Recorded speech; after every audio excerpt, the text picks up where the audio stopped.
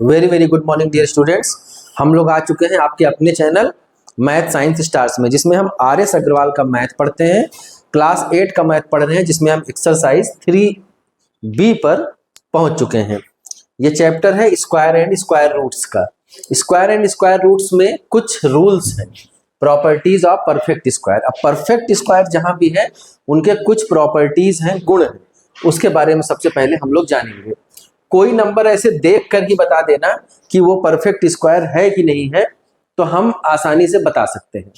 जैसे अगर हम इस रूल को लर्न कर लें, याद रखें, अपने दिमाग में हमेशा रखें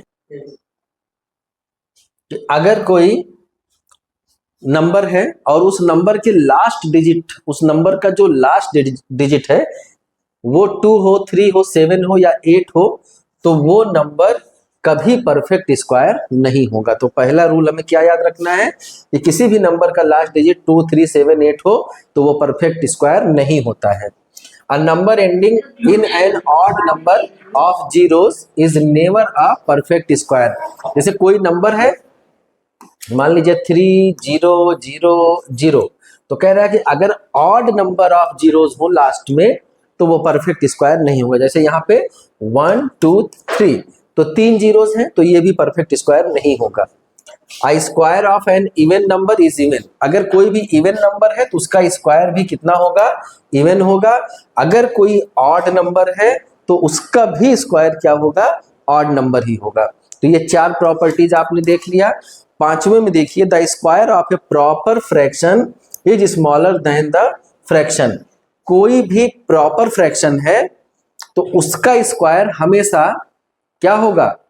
किसी फ्रैक्शन से स्मॉल ही होगा। तो ये क्वेश्चन आएगा तो आपको ज्यादा क्लियर हो जाएगा।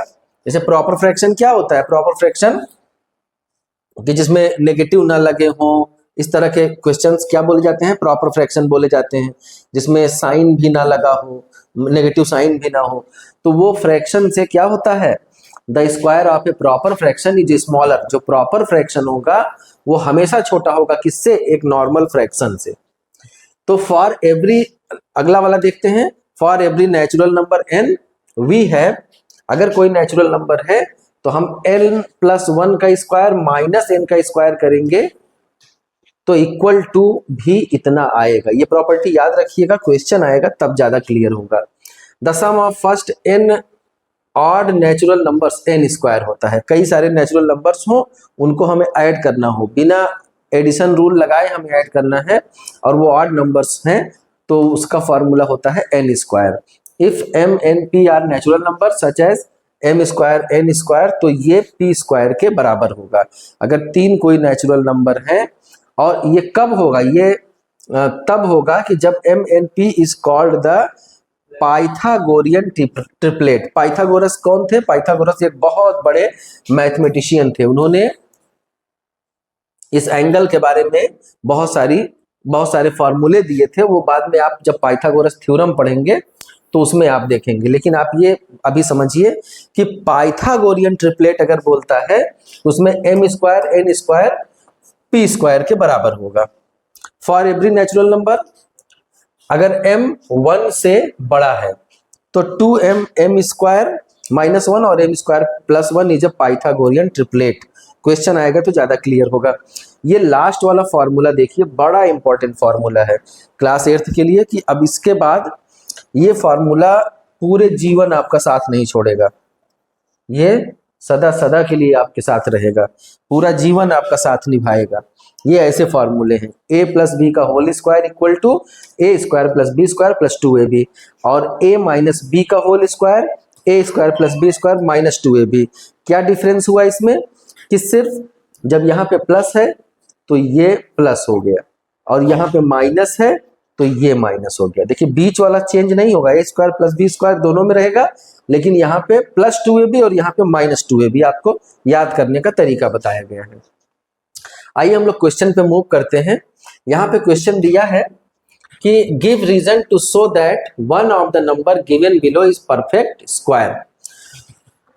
तो इसमें हमें ये रीजन बताना है कि इसमें कौन कौन से नंबर परफेक्ट स्क्वायर हैं या फिर नहीं है। Give the reason to show that none of the number given below is perfect square.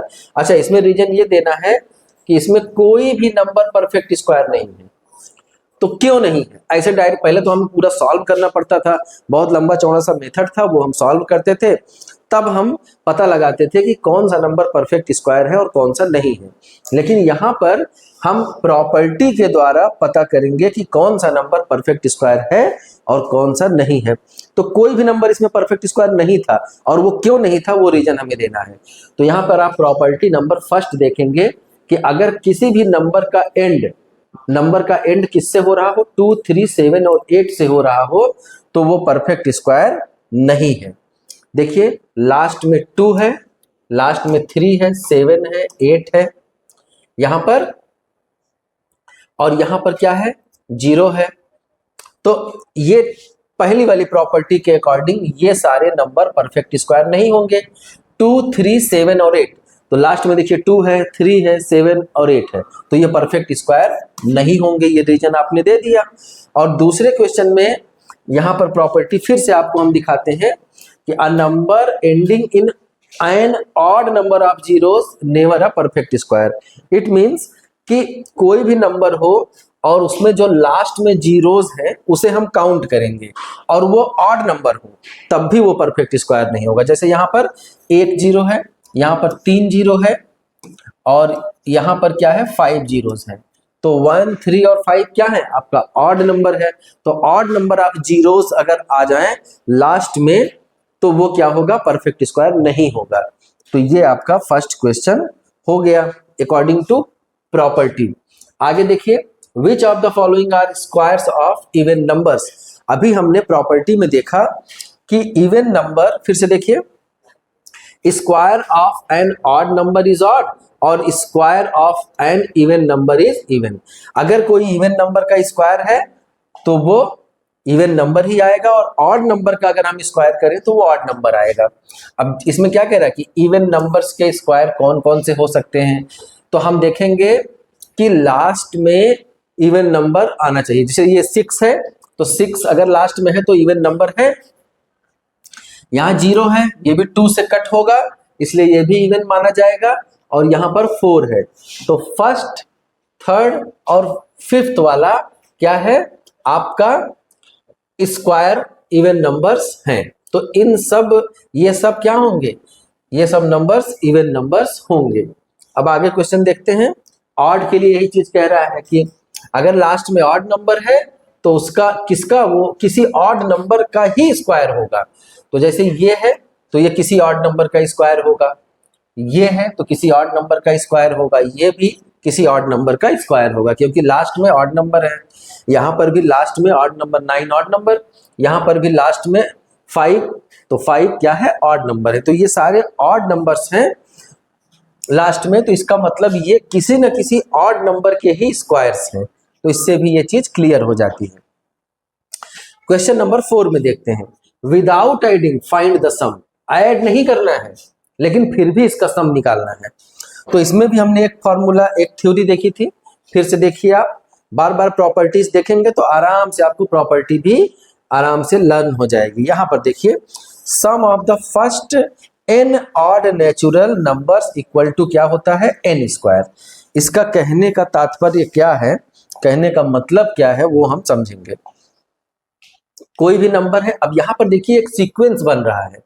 अगर आप फर्स्ट क्वेश्चन में देखेंगे तो आपको एक सीक्वेंस बनता हुआ दिख रहा है, 1, 3, 5, 7, 9, 11, 13। ये देखिए स्टार्टिंग से ऑड नंबर्स हैं, सारे के सारे ऑड नंबर्स हैं स्टार्टिंग से। 1 odd number, 3 odd number, 5, 7, 9, 11, 13। Odd number क्या होता है, जो 2 से कट ना हो। तो यहाँ पे ये सारे सीक्वेंस से ऑड नंबर हैं। तो सारे सीक्वेंस से जब ऑड नंबर होंगे तो बिना ऐड किए ये कितना होगा हम आराम से बता सकते हैं। बिना ऐड किए मतलब अगर हम इसे ऐड करते हैं तो 13 में 11, फिर 9, फिर 7, ऐसे सबको ऐड करेंगे। तो वो मेथड हमें नहीं लगाना है, बिना ऐड किए हमें लगाना है। तो हम इसमें क्या फॉर्मूला था, n स्क्वायर। तो n क्या है, ये नंबर ऑफ, जितने नंबर्स हैं, नंबर ऑफ टर्म्स। देखिए 1, 2, 3, 4, 5, 6, 7, तो टोटल 7 नंबर्स हैं। तो हम क्या करेंगे, 7 का स्क्वायर कर देंगे, और 7 का स्क्वायर क्या होता है, 49। ये इसका आंसर हो जाएगा। देखिए बिना ऐड किए आराम से आपका ये आंसर हो गया। अगर आप ऐसे डायरेक्ट ऐड भी करते हैं तो देखिए बहुत आराम से आप ऐड कर लेंगे। 11 2 22 और यहाँ पर 24 हो जाएगा। 24 और 9 33 और 7 40 40 और 5 45 और 3 48 और 1 49 आराम से हो गया। अब वही सेम यहाँ भी लगाना है। तो यहाँ भी देखिए एक सीक्वेंस यही बन रहा है, स्टार्टिंग से सारे ऑड नंबर एक सीक्वेंस में दिए हैं। तो इस तरह से हमें ऐड नहीं करना है, बस नंबर को काउंट कर लेना है। 1 2 3 4 5 6 7 8 9 10।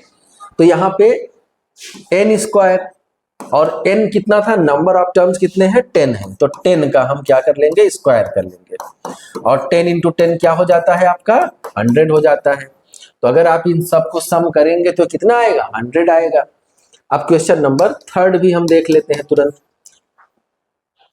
ये क्वेश्चन नंबर 2 है। क्वेश्चन नंबर 3 में भी सेम देखिए एक सीक्वेंस है 1 3 5 7 9 11 13 15 17 19 21 23। तो अब इसमें भी हमें सिर्फ काउंट करना है कि कितने टर्म है। 1 2 3 4 5 6 7 8 9 10 11 12। तो टोटल 12 जो है टर्म है। तो हम क्या करेंगे, n स्क्वायर, n की जगह पे क्या रखेंगे 12 और 12 का स्क्वायर करेंगे। इट मीन्स कि 12 इंटू 12। तो 12 इंटू 12 क्या होता है 144। तो इसका पूरे को अगर ऐड करेंगे तो 144 है। देखिए फॉर्मूले से कोई चीज कितनी आसान हो जाती है, आप आसानी से उसे निकाल सकते हैं। नहीं तो एक एक नंबर को जोड़ने में कितना टाइम लगता है। अगर आप इसे डायरेक्ट अगर हम एकदम सिंपलेस्ट फॉर्म में करें, बहुत फास्ट करें, तो देखिए आप कितनी जल्दी ये होगा फॉर्मूले की वजह से। एक बार करके रिवीजन हम लोग देखते हैं। यहाँ पे कितने टर्म्स 1 2 3 4 5 6 7, 7 का स्क्वायर, 7 7 जा 49 आंसर। यहाँ पर 1 2 3 4 5 6 7 8 9 10, 10 का स्क्वायर, 10 इंटू 10 100। यहाँ पर 1 2 3 4 5 6 7 8 9 10 11 12, 12 का स्क्वायर, 12 इंटू 12 144। कितना आसान हो गया आंसर। तो ये हमारा, हम यहीं पे इस वीडियो को एंड करते हैं। आगे के क्वेश्चंस हम इसके बाद देखेंगे। तब तक के लिए टेक केयर, बाय बाय। और आप चैनल को सब्सक्राइब जरूर कर दीजिएगा, यही आपकी गुरु दक्षिणा है। तो कल फिर मिलते हैं दूसरे चैप्टर में, दूसरे क्वेश्चन पे। Okay, take care.